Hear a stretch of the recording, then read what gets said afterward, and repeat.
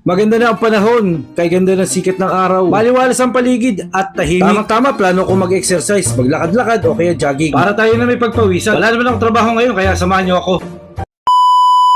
Simulan na nga natin ang pag-exercise ngayong umaga. Dahil maganda nga ang sikat ng araw, tamang-tama ang paglalaba. Siguradong makakatuyo ako ng mga damit. At dahil wala nga akong trabaho, tutulungan kong maglaba ang aking asawa. At dahil sa ganitong paraan, mababawasan na kanyang gawain sa bahay. Inilagay ko nga pala ang mga damit sa dryer para mabilis itong matuyo. Dito ko na lang nga muna pala sinasampay ang mga damit sa terrace para hindi naman ako mainitan sa labas. Kapag nailagay ko na nga pala ang mga damit sa hanger, saka ko palang ito isasampay sa labas. Para-paraan din, di ba? Halos may isampay ko na nga ang mga damit at short dito sa kabila. Isunod naman natin isampay ang mga pantalon na maong. Halos matapos-tapos na rin ito sa mga may asawa po dyan. Ugaliin natin tulungan ang ating mga asawa sa gawaing bahay. Hindi kawalan sa ating paglalaki ang mga gawain na ganito. Bagkus, ito'y nakakatulong at nakapagpapatibay sa